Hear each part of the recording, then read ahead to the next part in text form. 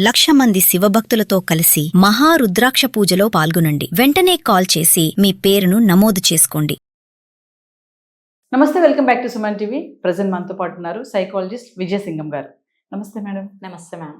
Madam, మీరు Pune follow అవుతున్నట్టున్నారు case. Already ఇప్పుడు ఎక్కడ చూసినా అదే న్యూస్ నడుస్తుంది. అంటే వ్యాపారవేత్త కేతన్ అగర్వాల్ కేసులో ట్విస్టుల మీద ట్విస్టులు అనమాట. ఆల్రెడీ లవర్ చేతన్, సియా ఆల్రెడీ వీళ్ళని అరెస్ట్ చేయడం జరిగింది. రీక్రియేషన్ చేశారు సీన్ ని. మళ్ళీ అమ్మాయికి కూడా లై డిటెక్ట్ టెస్ట్ చేయడం జరిగింది. మళ్ళీ ఇంకొక వ్యక్తి, మూడో వ్యక్తి ఎవరో ఉన్నారు వీళ్ళ మధ్యలో అని చెప్పేసి దాని మీద కూడా న్యూస్ వస్తుంది. ఇదిలా పక్కన పెడితే మళ్ళీ ఈ కేతన్ అగర్వాల్ ఇంట్లో మరొక విషాదం ఏంటంటే వాళ్ళ గ్రాండ్ ఫాదర్, తాతయ్య గారు ఎవరైతే ఉన్నారో ఆయన చనిపోవడం జరిగిందంట. అంటే మనవడి యొక్క ఈ హత్య ఈ కేసు ఇదంతా విని ఆయన బెంగ పెట్టుకోవడం ఇంకా తెలిసిన విషయం ఇదంతా. అంటే అసలు ఏం జరుగుతుంది? మరి ట్విస్టులమే ట్విస్టులు అంటున్నారు. మరి అంత వ్యాపారవేత్త ఇట్లా చనిపోవడం అనేది ఒకసారి మనం మాట్లాడుకుంటే సో ఇది ఎంత కలవర పెడుతోంది అందరికీ అనేది మనం చూస్తూనే ఉన్నాము. పూణేలో ఈ సియా గోయల్ అనేటువంటి ఈ ఇష్యూ అనేది తను ఏంటంటే మొదటిగానే వాళ్ళు గనక అది కాదు అనుకున్నట్లయితే తను ముందుగానే షీ డిసైడెడ్ దట్ తనకి లవర్ ఉన్నారు, అతను వద్దు అనేటువంటి విషయం. కానీ ఏం కావాలి? స్వార్థం. అటువంటి ప్రయోజనాలు ఏవైతే ఉన్నాయో మ్యారేజ్ ప్రపోజల్లో ఉండేటువంటి ప్రయోజనాలు కావాలి, అలాగే తన ప్రియుడు కావాలి. ఇలా రెండిటి మీద కావాలి అన్నప్పుడు ఆ వైలెంట్ యాక్టివిటీ అనేది వాళ్ళకి అది రెజ్యూమ్ చేసుకోవటం జరుగుతుంది అనమాట. కానీ అది ఎంత దూరం వెళ్తోంది అంటే క్రిమినల్ యాక్టివిటీ. ఒక మనిషిని చంపి నేను ఆ ప్రయోజనాలను పొందాలి, మళ్ళీ నా జీవితం మళ్ళీ యాజ్ ఇట్ ఈస్గా ఉండాలి అనేటువంటి దాంట్లో అది అమాయకత్వం అనాలా లేకపోతే ఒక సైకో బిహేవియర్ అనాలా అనే కోణంలో మనం ఆలోచిస్తే వాళ్ళు నెక్స్ట్ కాన్సిక్వెన్సెస్ చూడట్లేదు. సో ఆ తర్వాత ఏమొస్తాయి, మనం ఎలా బతుకుతాం అనేది కూడా కనీసం వాళ్ళ పాయింట్ ఆఫ్ వ్యూలో కూడా బ్రాడ్గా చూడట్లా. నెక్స్ట్ ఏమవుతుంది అనేది చూడట్లేదు. అప్పటికప్పుడు మనం ఏం చేయగలం, ఎంత లాభం పొందగలం, మనుషుల్ని ఎంత వాడుకోగలం అని. ఎందుకంటే ఆ కేతన్ అగర్వాల్ విషయంలో 600 కోట్ల వ్యాపారానికి అతను వారసుడు అనమాట. పెద్ద రియల్ ఎస్టేట్ బిజినెస్. సో అతను ఎక్కడ కూడా డబ్బులకి వెనకాడ్డు. మనం చూసుకున్నట్లయితే తన బర్త్డేనో షాపింగ్ కోసం కూడా ₹1,00,00,000 ఇట్లా ఎడం చేత్తో ఇచ్చేసాడంట. అతను కూడా చాలా ట్రస్టెడ్. అంటే వాళ్ళు ఏంటి అనేటువంటి పక్కన నేను ఇలా ఇస్తున్న ₹1,00,00,000 దేనికి ఖర్చు పెడుతుంది, ఎవరితో ఉంది అనేటువంటి మినిమం ఎంక్వైరీ కూడా చేయకుండా ఈ relied on her completely.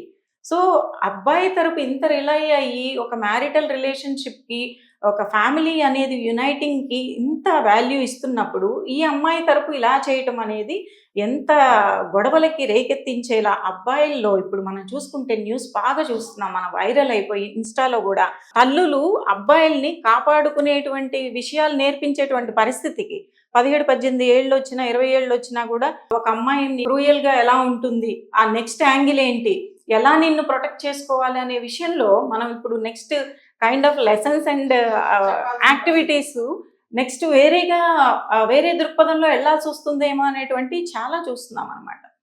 So వాళ్ళ ఫ్యామిలీకి కావాలంటే చెప్పచ్చు, it is very easy to tell that నాకు ఇది వద్దు, నాకు ప్రియుడు ఉన్నాడు, నేను చేసుకుంటాను, లవర్ ఉన్నాడు అని చెప్పచ్చు. కానీ వాళ్ళకి చెప్పకుండా ఈమె కూడా వాళ్ళిద్దరూ కలిసి పన్నాగం పన్ని మళ్ళీ ఒక థర్డ్ పర్సన్ అని చెప్పారు చూసారా. అది కూడా ఇప్పుడు మనం తెలిసిన న్యూస్ ప్రకారం ఏంటంటే ఆ చేతన్ యొక్క ఫ్రెండ్స్ సర్కిల్లో నుంచే బ్యాకప్గా ఉండి ఇంత తనకి ఇచ్చినటువంటి, అంటే ఒక థర్డ్ పర్సన్ ఉంటే ఇంకొక ప్లానింగ్లో ఇంకా ఎక్కువ డెప్త్ అనేది ఉంటుంది కదా, ఇద్దరికంటే కూడా అంత క్రిమినల్గా వాళ్ళు ప్లాన్ చేశారు అన్నమాట. సో అసలు ఒక వ్యక్తిని ఆ లోయలోకి ఆ విధంగా తోసేద్దాము అంటే వాళ్ళకి ఎక్కడ ఏ విధమైనటువంటి హ్యుమానిటీ అనేది అమ్మాయి, it's very 20 years tender age, అదేదో ముదిరిపోయిన ఏజ్ కూడా కాదు. 20 yearsలో అంతగా ఒక మనిషిని తుదముట్టించి తర్వాత వచ్చేటువంటి ఆస్తులు, పొలిటికల్ అది కూడా కావాలి. అక్కడి నుంచి మ్యారేజ్ అయితే వాళ్ళకి వచ్చేటువంటి అడ్వాంటేజెస్ కావాలి, మళ్ళీ లవర్తో లైఫ్ కావాలి. ఈ లవర్ తర్వాత ఎంత ట్రస్ట్ చేస్తాడు అమ్మాయిని అనే పాయింట్ లేదు. మళ్ళీ ఇంత చేసింది కదా, తన కళ్ళ ముందే ఇంకొకటి తోసేసింది, రేపు పొద్దున ఈ అమ్మాయి నన్ను తోసేదా అనే ఆలోచన అతనికి వస్తుందా రాదా, అది కూడా వాళ్ళు ఆలోచించట్లా. నెక్స్ట్ ఇంకేంటంటే వచ్చే వాళ్ళని తెగ నరుక్కుంటూ వెళ్దాము అనేటువంటి విధమైనటువంటి సైకో కైండ్ ఆఫ్ బిహేవియర్ మనం ఇక్కడ గమనించవచ్చు అన్నమాట. అంటే వాల్యూ లేదు, హ్యుమానిటీ లేదు, అండ్ ఆ mind instability of the psychological behaviour మనం చెప్పచ్చు అన్నమాట. ఇంకోటి మేడం, వాళ్ళ బ్రదర్ ఎవరైతే ఉన్నారు సియా గోయల్ కి, బ్రదర్ ఒక స్టేట్మెంట్ ఇచ్చాడని చెప్పి కొన్ని వార్తలు వస్తున్నాయి.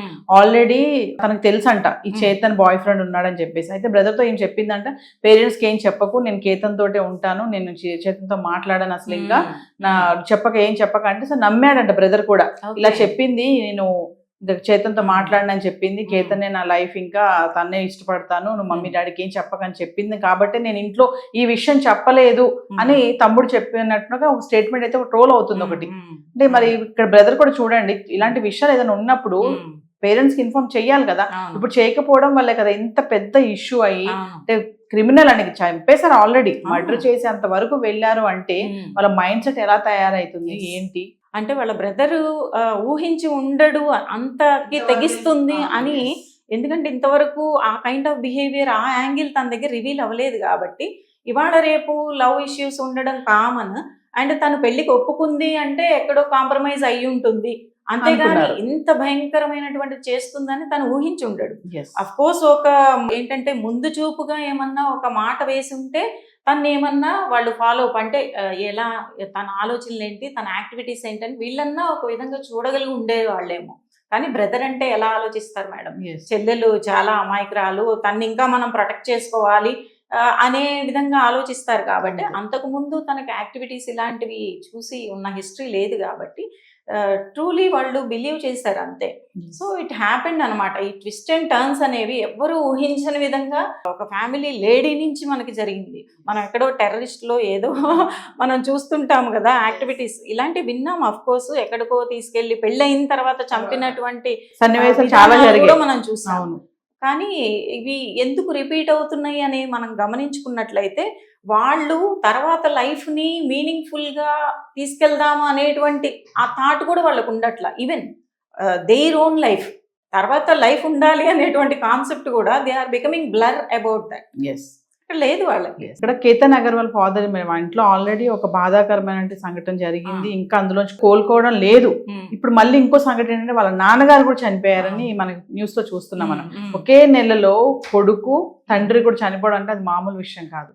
మరి ఒక్కసారి మరి అంటే ఇప్పుడు వాళ్ళ తాతగా చనిపోయారు, కొడుకు చనిపోయాడు, అయినా సరే ఇటు సియా గోయల్ కింద కూడా ఎటువంటి రిగ్రెషన్ లేదు. ఆ మీడియా కానీ మనం చూస్తున్నటువంటి వీడియోస్ చూస్తున్నాం, కొన్ని ఆమె తీసుకెళ్లేవి మాస్క్ కట్టుకొని ఉంది, ఎక్కడ ఆ ఫేస్ లో ఆ భయం, అది స్టైల్ గా జోబులు చేయి పెట్టుకుని, మీరు గమనించారో లేదో వీడియోస్, చాలా స్టైల్ గా వెళ్తుంది, ఫింగర్ చూపించింది మీడియా వాళ్ళకి, సెలబ్రిటీ లాగా తను ఫీల్ అవుతోంది.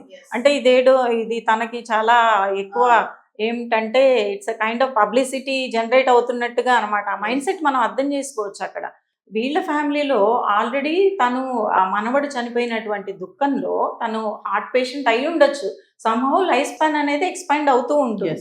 బట్ ఈ దుఃఖంలో తను ఆ విధంగా ఇంకా లో అయిపోయి వాళ్ళ తాతగారు కూడా ఎక్స్పైర్ అవ్వటం జరిగింది.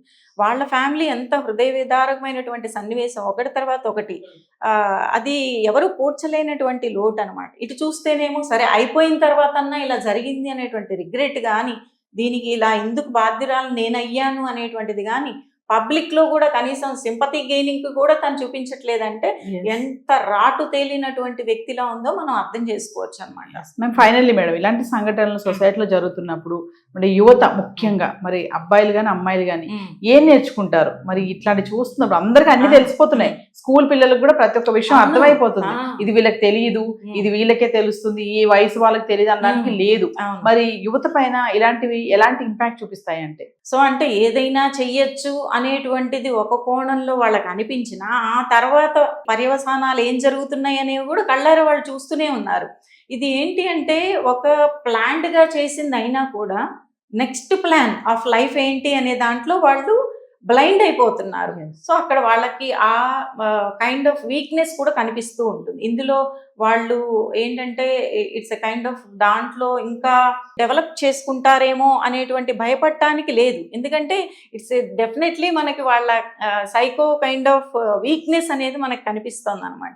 తర్వాత పర్యవసానాలు ఎలా ఉన్నాయి కూడా చూస్తున్నారు కదా, ఎలా ఉండకూడదు అనే దానికి కరెక్ట్ ఎగ్జాంపుల్ గా వాళ్ళు చూడాలని నా ఉద్దేశం అనమాట అనిపిస్తోంది. But also week minded people ఆ నెక్స్ట్ కాన్సిక్వెన్సెస్ కూడా చూడు, ఇదేదో బాగుంది ఇలా చేసేయచ్చు కదా నేను కూడా ఇంకెప్పుడైనా అనేది కూడా వాళ్ళు మైండ్ లో పెట్టుకుంటారు. బట్ ఇది ఇలా చెయ్యకూడదు, చేస్తే ఇలా అవుతుంది అనే దానికి సమాజంలో ఒక ఉదాహరణగా మిగలాలని నేను అనుకుంటున్నాను madam. Thank you. Thank you.